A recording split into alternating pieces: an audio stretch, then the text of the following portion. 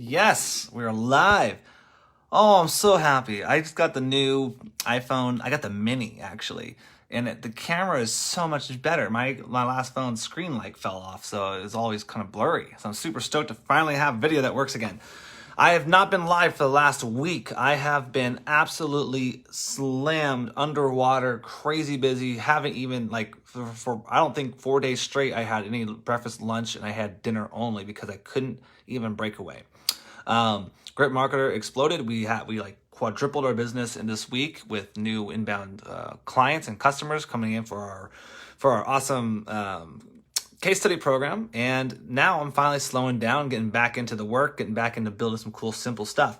But today I was on a coaching call with somebody, and it was one of those things where I love these moments when people have assets that they don't know they have.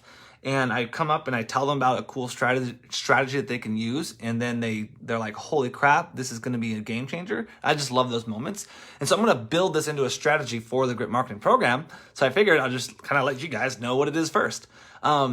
Here's the thing. If you have current clients, you have current customers, you have a database that has all your clients, or transactions, or purchase histories, and all that stuff in there, and you actually have this data, you can use it for some really cool stuff.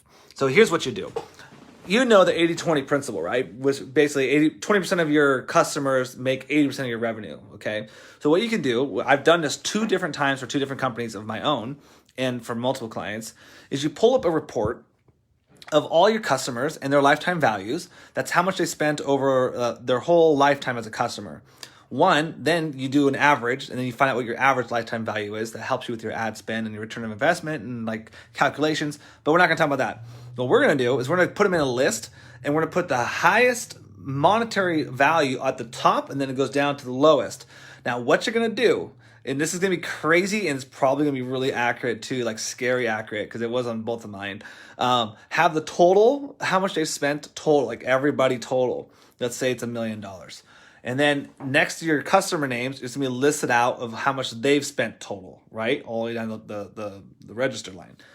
Then what you're gonna notice is about 20%. So if you have 100 people, about 20 of those people at the top who have spent the most money will equal about 80% of the total amount of dollars you've brought in total. It's insane how this works, especially if you have services that have recurring models and high ticket models. You're going to see a lot of interesting trends. But here's what you do. The problem that my client was having was like, I just don't know like who I'm targeting and like how to build that client profile and what to do and blah, blah, blah. You know, the same problem that we all have. And so I asked him, do you have this data? He's like, absolutely. Okay, great. Pull up the data, get it all set up. Let's look at it. Let's circle the top 20% of the highest spenders. Take those 20 people, depending on how many people are in your program. Let's just keep it at 20 and 100 and make it nice and simple. Let's take those 20 people.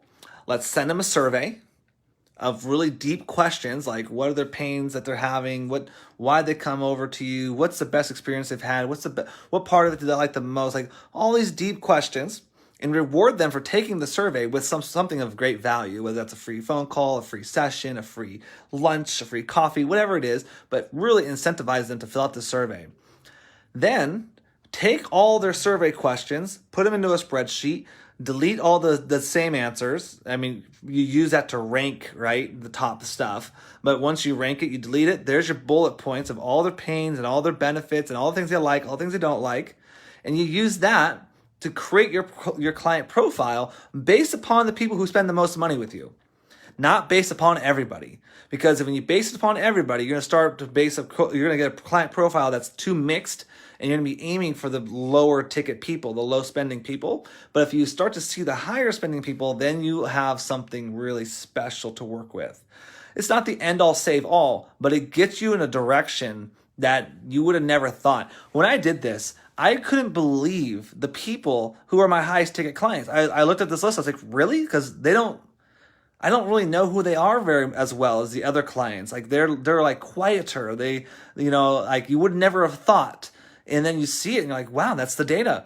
So then you can create new programs based upon your high ticket clients. So I actually looked at this list. I was like, well, shit, what can I do to serve them more? And so I would create a program just for them. Like I created a VIP program. And I only shot it to them, said, hey, you're one of our VIP clients. If you want a VIP program, here it costs a little bit more, but you get all these extra benefits. You're part of the crew, and so like, why can't you create more programs based off of your VIP list? So that's my thing for today. Build a VIP list by finding the 80-20 rule with the total lifetime value of each client. Go up, down, and put them in a spreadsheet, survey monkey them, or send them a survey, call them up, whatever you got to do. Learn about who they are, make a list of things, build that to be your new client profile. That's it. You do that, now you have a Facebook audience to attack, you have messaging, you have pain points, you have what the goods, what the bads are, you have everything that's going to be psychologically inside of the new customer you're trying to get more of those people. See, you're getting more high ticket people, less low ticket people, because you're targeting the right people. This is the way you can do that if you own your own data already. All right, guys, I'm out for the day.